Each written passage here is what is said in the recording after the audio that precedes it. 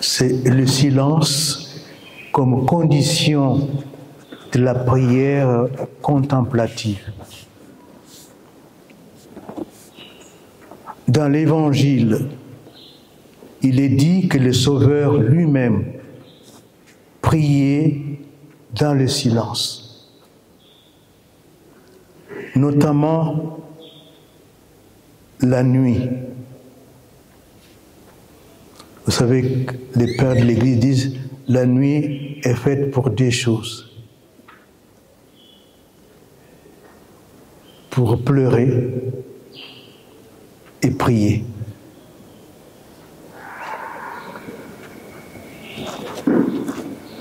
Jésus, donc, il priait en se retirant dans des lieux déserts. Luc 5, verset 16. Luc 6, verset 12. Marc 1, verset 35. Le silence est typique de la méditation de la parole de Dieu. On le retrouve notamment dans l'attitude de Marie devant le mystère de son Fils. Luc 2, versets 19 à 51. Les évangiles témoignent que Marie, elle aussi, parle peu, ou presque pas du tout. Quant à Marie, dit saint Luc, elle conservait avec soin toutes ces choses, les méditant dans son cœur. Luc 2, verset 19. La personne la plus silencieuse de l'Évangile est bien entendu Saint Joseph, dont le Nouveau Testament ne nous rapporte pas une seule parole.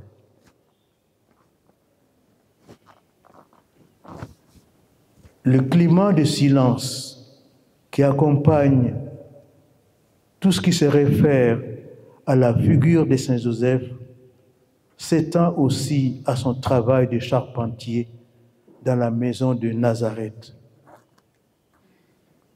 Toutefois, c'est un silence qui révèle d'une manière spéciale le profil intérieur de cette figure. Joseph est un homme d'une profonde vie intérieure, constamment uni à Dieu. Les évangélistes parlent exclusivement de ce qu'il fit, mais ils permettent de découvrir dans ses actions enveloppées de silence un climat de profonde contemplation. Saint Joseph était quotidiennement en contact avec le mystère resté caché depuis les siècles et les générations. Colossiens 1, 26. Qui établit sa demeure sous son toit.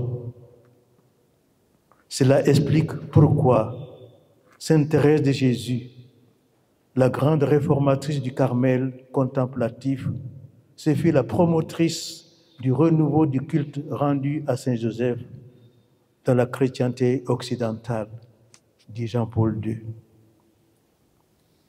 Aussi, lorsque nous vénérons Saint Joseph, qu'est-ce que nous lui demandons? Lorsque nous invoquons Saint Joseph, qu'est-ce que nous lui demandons? Eh bien, je pense que nous devrions lui demander de nous faire redécouvrir l'importance du silence dans la Sainte Liturgie. Parce que nous voulons entrer en contact direct avec Dieu, en contact nous voulons établir un contact sérieux avec Dieu.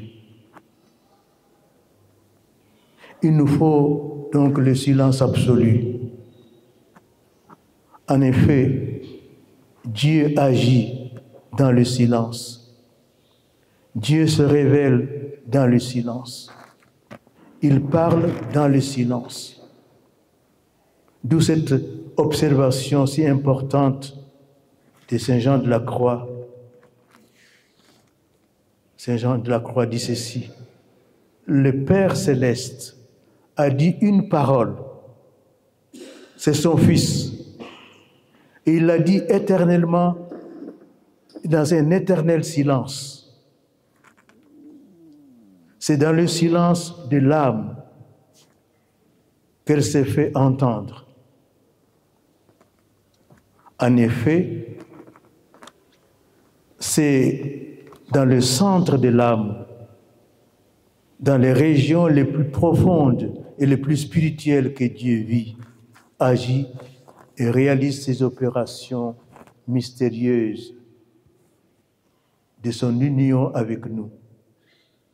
Qu'importe donc les bruits et l'activité extérieure bruyante des hommes, pourvu que le silence règne dans ces régions spirituelles profondes.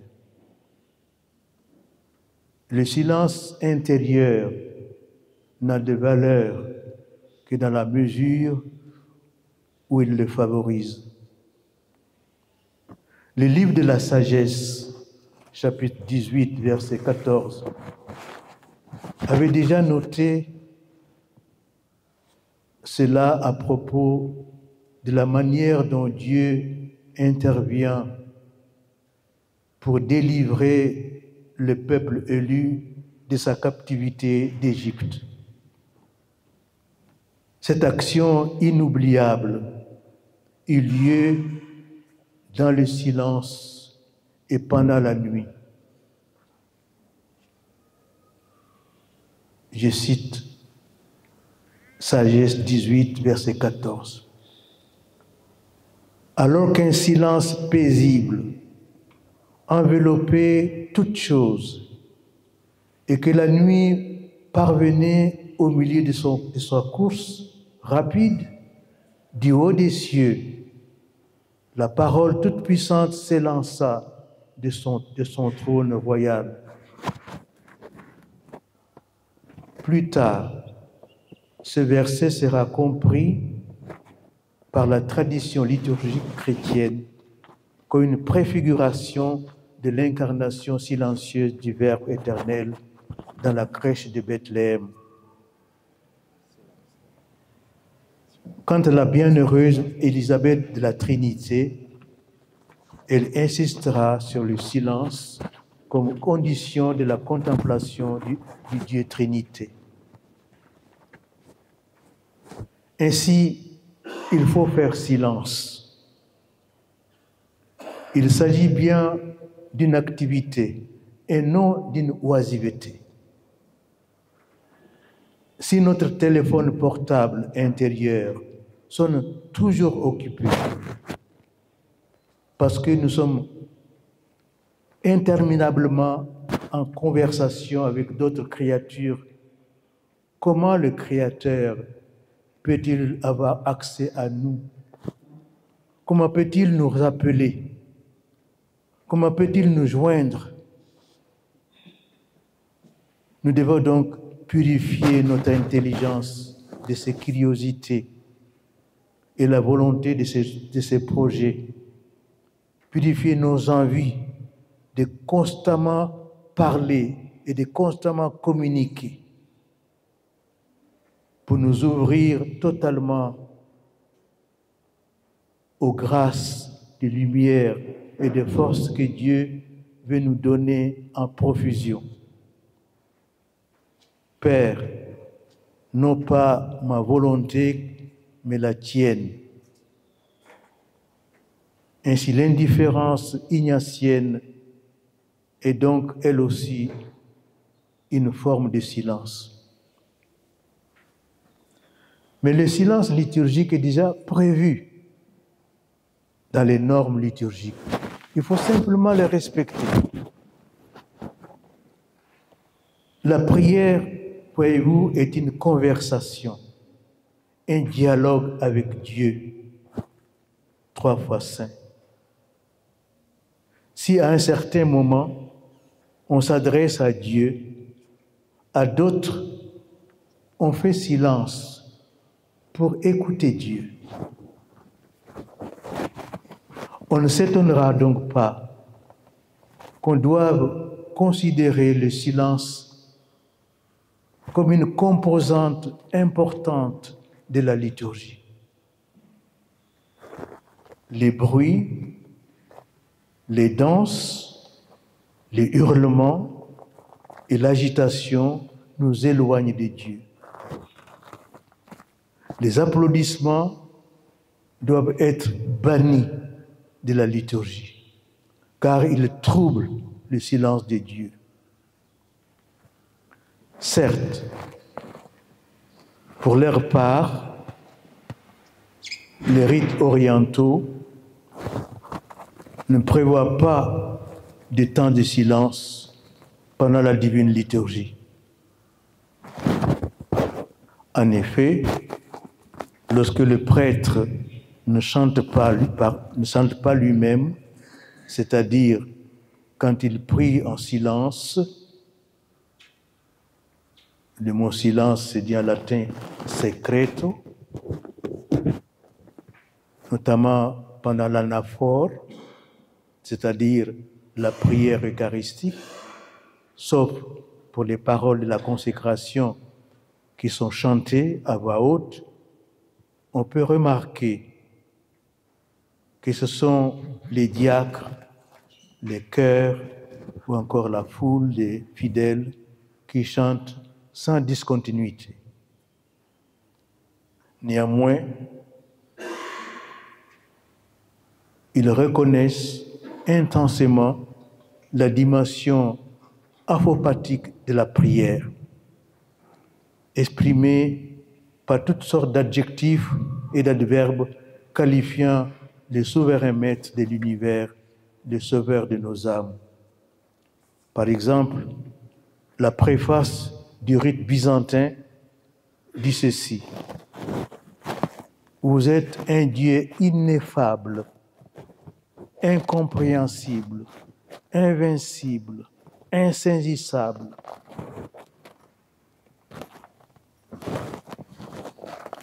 Pour dire que devant le mystère, on est stupéfait, on se tait, pour nous laisser pénétrer par le mystère de la grandeur de Dieu. En Occident, en revanche, dans tous ces rites romains, romano-lyonnais, carthusiens, dominicains, ambrosiens, la prière silencieuse du prêtre n'a pas sans cesse été doublée par des chants de chœur et des fidèles. La messe latine comprend donc depuis toujours des temps de silence complet.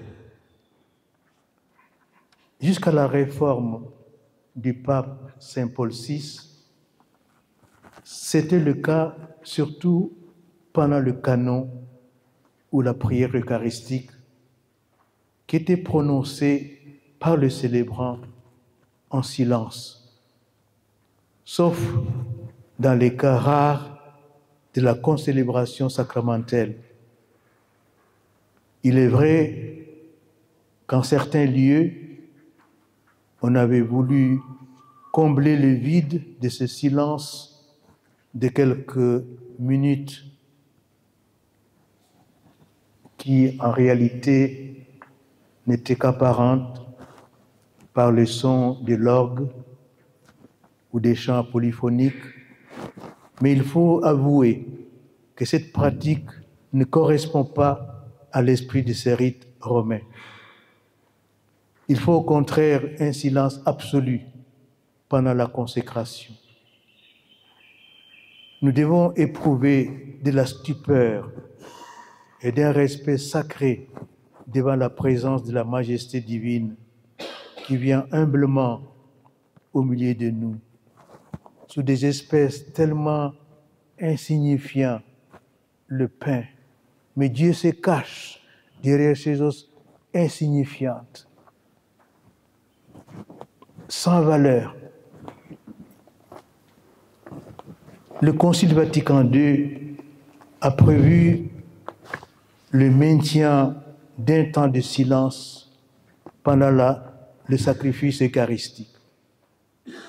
Ainsi, la Constitution sur la liturgie Sacrosanctum Concilium, au numéro 30, a décrété que pour promouvoir la participation actuosa, la participation active, on observera aussi en son temps le silence sacré. La présentation générale du missel romain du pape Saint Paul VI, réédité en l'an 2002 par le pape Saint Jean-Paul II, a précisé les nombreux endroits de la messe où il faut observer un tel silence. On trouve d'abord le rappel général qui explicite Sacrosanctum Concilium numéro 30.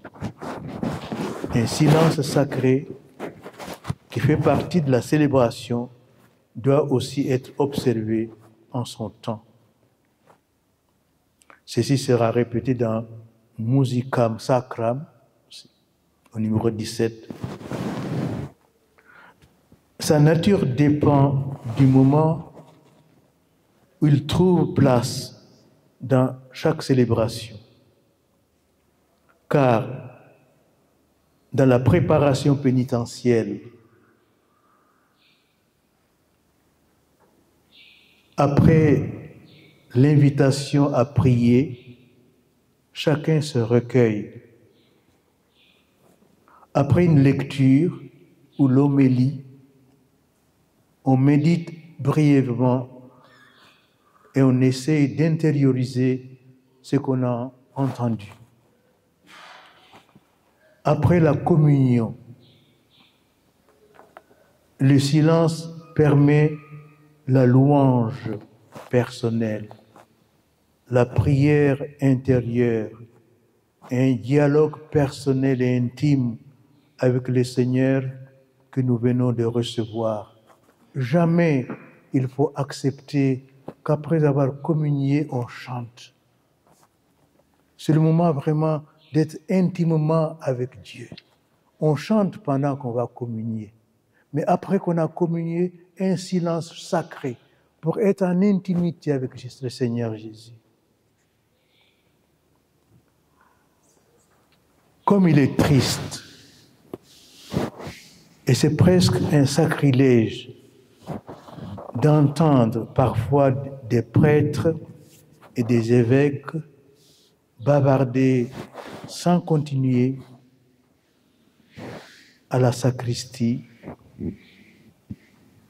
et même pendant la procession d'entrée, au lieu de se recueillir et de contempler en silence le mystère de mort du Christ la croix qu'ils s'apprêtent à célébrer et qui devrait leur inspirer stupeur, tremblement et sainte crainte de Dieu.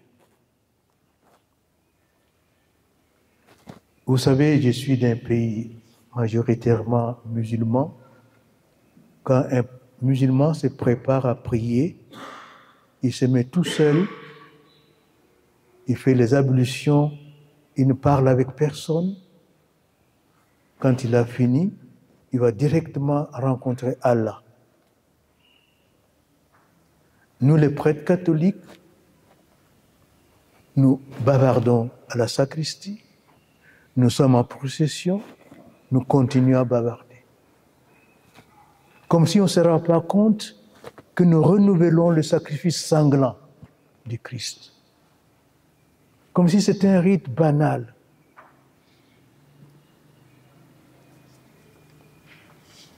Alors, nous reprenons un peu. Le premier moment particulier où le silence est prescrit est la préparation pénitentielle. Après une brève pause en silence, toute la communauté se confesse. Préparons-nous, chers frères et sœurs, à célébrer le mystère de l'Eucharistie. Un silence, pour que chacun se regarde au fond de lui-même, il laisse Dieu le regarder.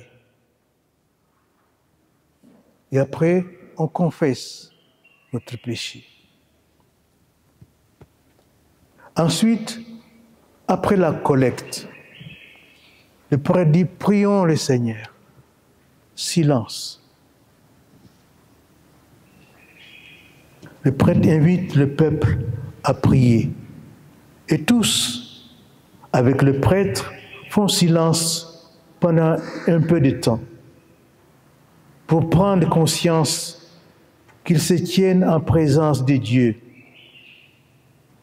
qu'ils s'adressent à la majesté divine et pour mentionner intérieurement leurs intentions de prière. Puis, la liturgie de la parole doit se célébrer de manière à favoriser la méditation, c'est-à-dire en évitant toute forme de précipitation qui empêche le recueillement. Il est bon qu'elle comprenne même quelques brefs moments de silence adaptés à l'assemblée réunie. Par ce moyen, avec l'aide de l'Esprit Saint, le Verbe de Dieu est accueilli dans un cœur qui écoute. Et la réponse de chacun se prépare dans la prière. Ces moments de silence peuvent opportunément être observés après la première et la seconde lecture et enfin après l'homélie. C'est dit cela au numéro 56 du PGMR. La rubrique 128 abonde dans le sens de cette recommandation après la première lecture et le numéro 130 pour la deuxième lecture. Ce conseil vaut également pour l'homélie, qui doit être accueillie et assimilée dans un climat de prière. Il devient enfin une véritable prescription adressée aux fidèles pour la prière eucharistique, où le peuple s'associe aux prêtres dans la foi et le silence. Pendant la consécration, pendant la prière eucharistique, silence absolu. On retrouve la possibilité de demeurer en silence après la Sainte Communion. Parce que nous avons reçu quelque chose d'énorme. Dieu est entré dans notre cœur. Dieu est en nous.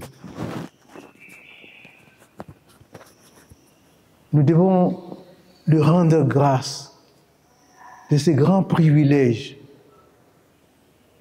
Rien ne doit nous empêcher, ni des bruits, ni des chants, à être en communion, en conversation avec le Seigneur qui est en nous.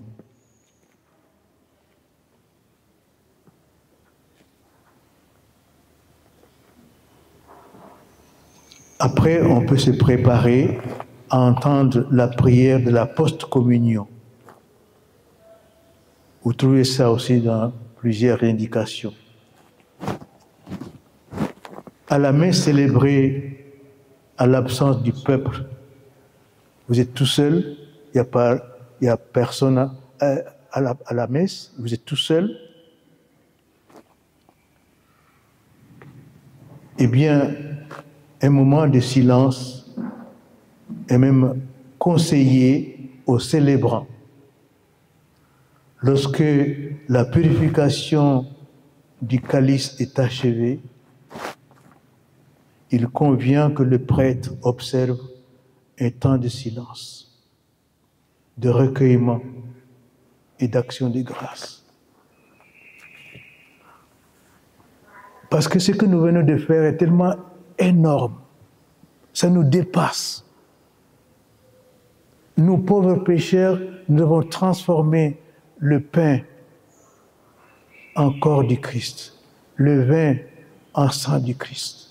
Si nous croyons réellement à ces grands miracles, on doit être surpris, dans la stupeur, et garder le silence.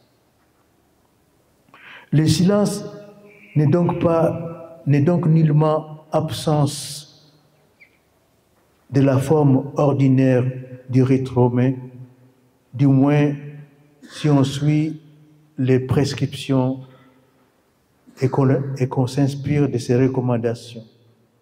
Malheureusement, trop souvent, dit Benoît XVI, on a oublié que le Concile place aussi dans l'actuosa participatio le silence qui favorise une participation vraiment profonde, personnelle, nous permettant d'écouter intérieurement la parole de Dieu. Hors de ce silence, il n'y a plus de traces dans certains rites. C'est Benoît XVI qui dit. Ce silence, il n'a plus de place dans certains rites. En outre, en dehors de l'homélie, il faut bannir tout autre discours ou de présentation de personnes pendant la célébration de l'Eucharistie. Dès que l'on commence la messe par le signe de la croix au nom du Père et du Fils et du Saint-Esprit, et que le prêtre a salué l'assemblée au nom du Christ, aucun discours profane, aucune présentation ou souhait de bienvenue à l'adresse des personnalités présentes ne sont permis. Nous entrons dans le mystère du sacrifice du Christ. Seul le prêtre a le droit à la parole pour faire l'homélie et commenter la parole de Dieu.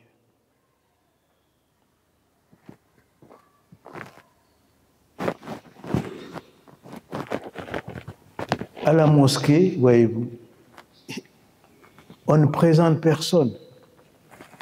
On est là pour prier. On est là devant Allah. Si on présente les gens, faites-les à un moment, mais pas pendant la messe. C'est un rite sacré. Bien sûr, nous avons pris des habitudes. Nous avons toujours fait comme ça. Et on croit que c'est ça. Mais je pense que les évêques africains doivent réfléchir sur la liturgie, comment la vivre pleinement, en communion avec toute la tradition. Parce que nous ne sommes pas des orphelins. Nous avons hérité ça de Jésus, qui priait en silence, des apôtres, des pères de l'Église. Nous sommes des héritiers.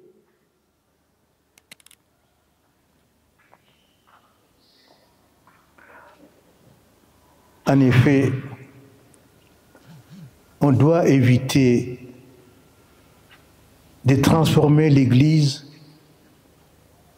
qui est la maison et la demeure de Dieu, destinée à l'adoration, en une salle de spectacle où l'on vient applaudir des acteurs qui seraient de plus ou moins grande qualité en fonction de leur capacité plus ou moins grande de communiquer.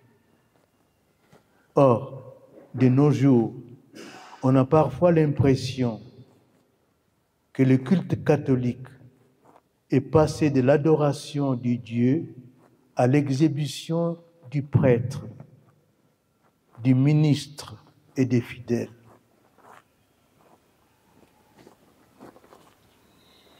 La piété a été abolie, y compris le mot lui-même.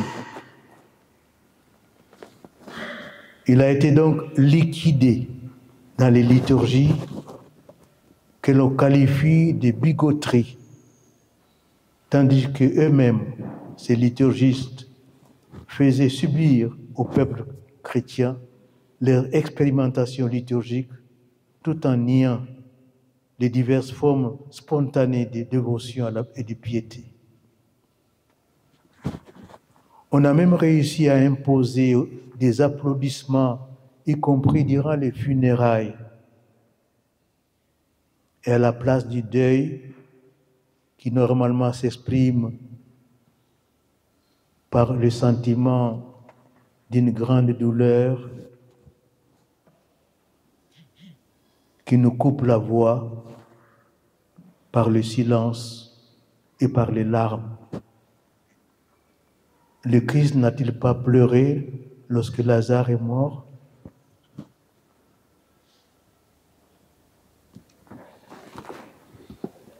Le pape Benoît XVI a donc raison de dire: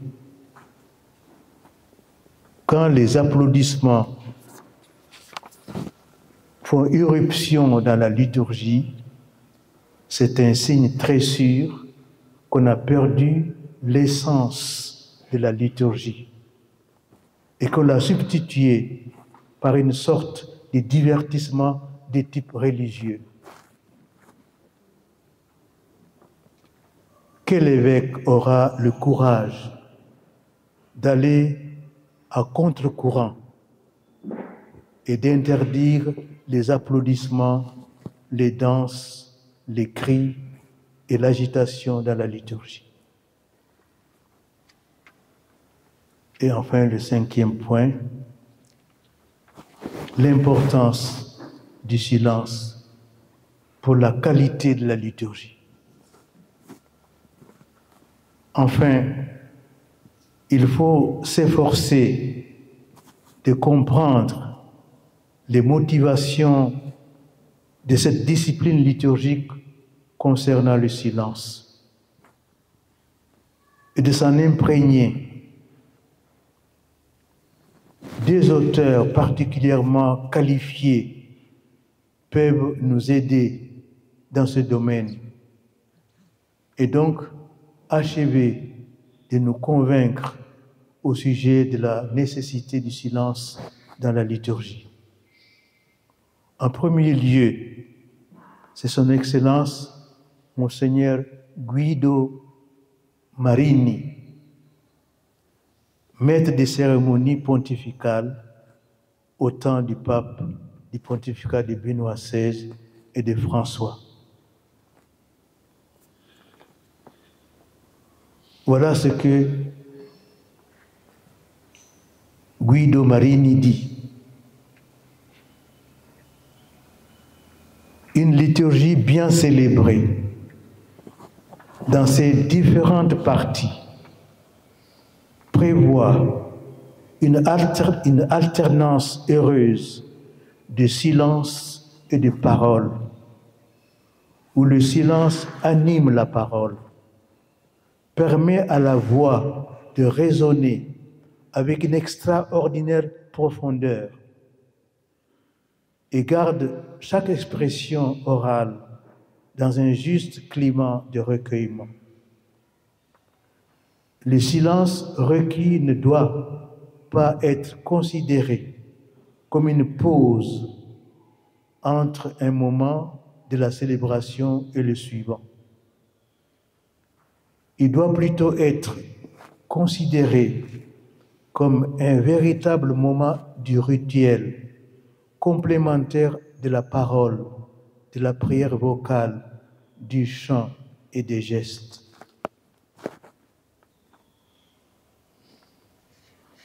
Vous pouvez trouver cette citation dans Guido Marini la liturgie, gloire de Dieu, sanctification des hommes, dans Artege. En deuxième lieu, c'est le pape Benoît XVI, lui-même, qui met l'accent sur le sacré silence de la liturgie. Il est vrai que le cardinal Joseph Ratzinger notait déjà dans son fameux ouvrage « L'esprit de la liturgie », il disait ceci: « Le grand mystère qui dépasse toute parole nous appelle au silence. Et le silence, à l'évidence, appartient aussi à la liturgie. Il faut que ce silence soit plein, qu'il ne soit pas simplement l'absence de discours et d'action. Ce que nous attendons dans la liturgie, c'est qu'elle nous offre ce silence substantiel, positif, où nous pouvons nous retrouver nous-mêmes. Un silence qui n'est pas une pause où 1000 pensées et désirs nous assaillent, mais un recueillement qui nous apporte la paix intérieure, qui nous laisse respirer et découvrir l'essentiel. Pour que le silence soit fertile, il ne doit pas se contenter, comme nous venons de le dire, d'être un simple entracte dans l'action liturgique. Il doit faire partie intégrante de la liturgie. Le Novus Ordo a introduit 2 courts temps de silence, une petite pause après le sermon, et un moment de recueillement après la communion. La pause de silence qui suit l'homélie s'est avérée peu satisfaisante et même inexistante et surtout artificielle. L'assemblée, au fond, ne fait qu'attendre le moment où le célébrant y mettra fin. De plus, le sermon laisse souvent plus de questions et de contradictions qu'il n'incite à une véritable rencontre avec le Seigneur. En règle générale, il serait bienvenu que le sermon se termine par une suggestion de prière qui donnerait alors de la substance à ce silence. Il s'agit donc d'un silence où nous regardons simplement Dieu et nous laissons Dieu nous regarder et nous envelopper dans le mystère de sa majesté et de son amour. Vous vous souvenez de ce paysan d'Ars qui disait à son curé, le curé d'Ars, « Je l'avise et il m'avise ». Le silence, c'est laisser Dieu nous regarder et regarder Dieu. Le même cardinal Ratzinger mentionnait aussi quelque temps de silence particulier, comme celui, par exemple, il arrive aussi que les moments de l'offertoire, souvent nous croyons que nous devons chanter l'offertoire. C'est l'habitude. Mais Benoît XVI souligne que ce moment de l'offertoire doit se dérouler en silence.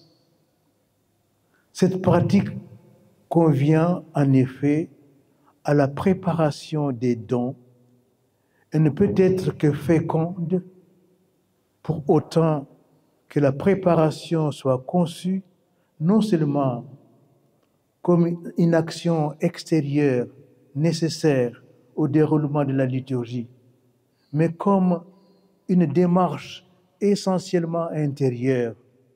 Il s'agit alors de prendre conscience que nous sommes, ou nous devrions effectivement être, ce qui est offert, ce qui deviendra la matière du sacrifice du Verbe incarné. Nous devons nous-mêmes être offrande. Il s'agit de nous unir au sacrifice que Jésus-Christ offre au Père. Ce silence ne revient pas simplement à attendre que se termine l'action qui se déroule devant nous. Il l'accompagne dans un processus intérieur. Nous nous préparons à nous mettre en route, à nous présenter devant le Seigneur et le prions de nous rendre tels que nous puissions être transformés en lui. Le silence est comme le silence en commun devient alors une prière en commun et même une action en commun. Un chemin qui, pour nous conduire au Seigneur, nous sort de notre vie quotidienne et se rejoindre son temps au nôtre.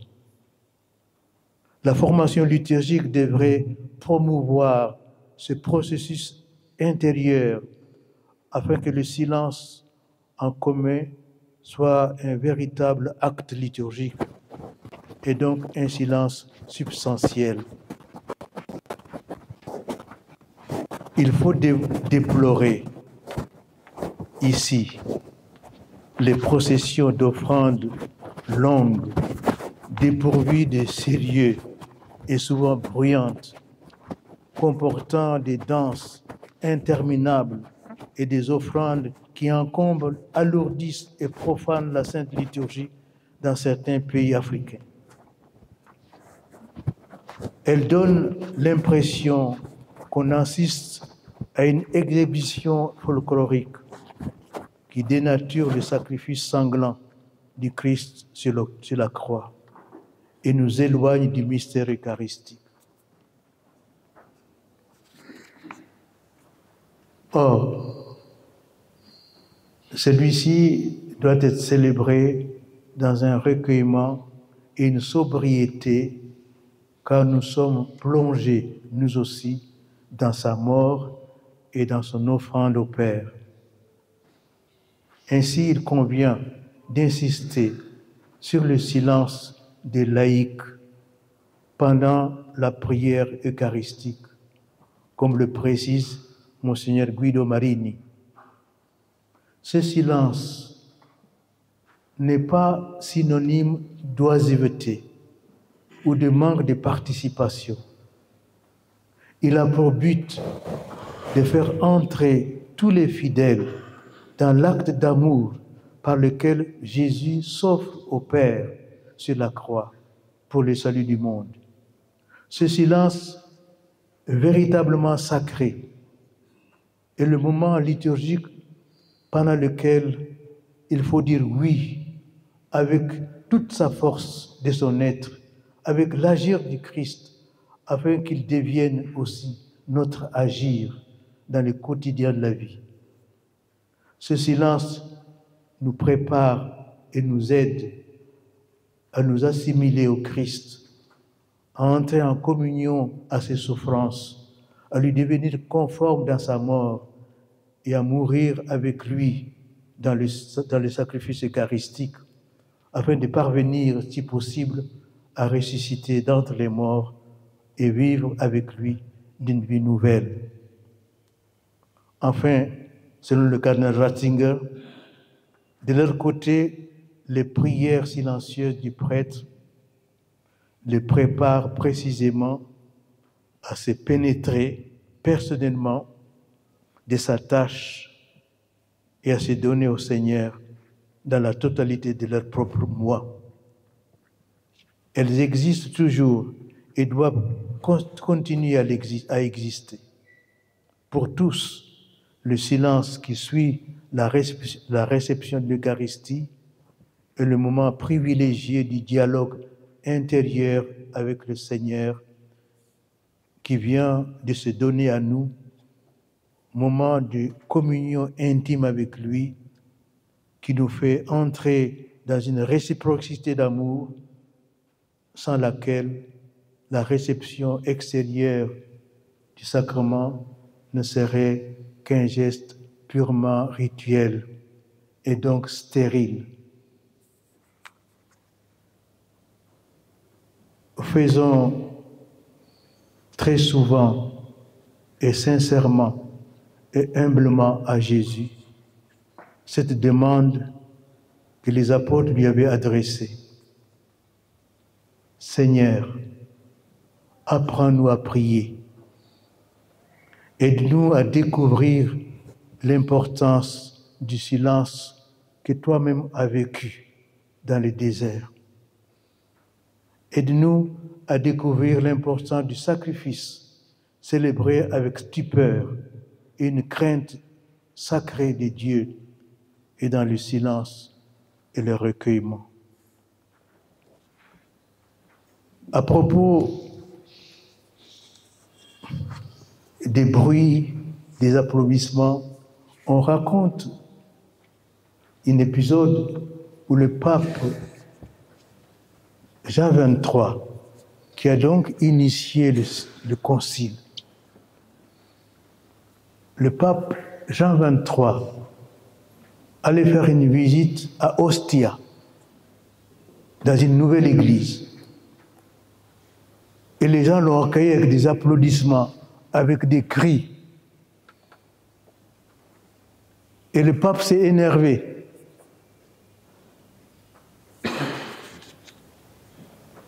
C'était en 1963. Il leur a dit, je suis très content d'être arrivé jusque chez vous, mais je dois vous exprimer un désir. Ce désir est celui-ci. Dans l'Église, vous ne devez pas crier, vous ne devez pas battre les mains, vous ne devez pas saluer le pape. Viva, viva le Papa.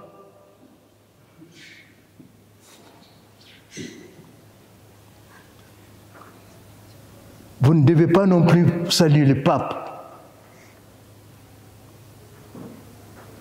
Car ici, Templum Dei, c'est la maison de Dieu, c'est la maison de Dieu.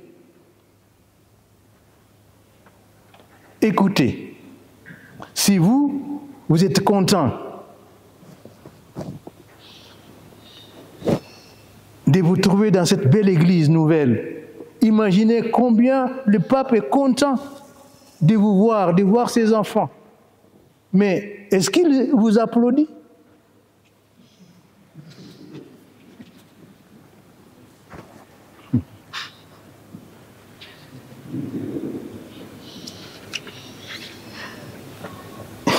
Et celui qui se tient devant vous, c'est le successeur de Pierre. Et qui dit successeur de Pierre, c'est Jésus. Templum Dei, c'est la maison de Dieu. Pas de cris,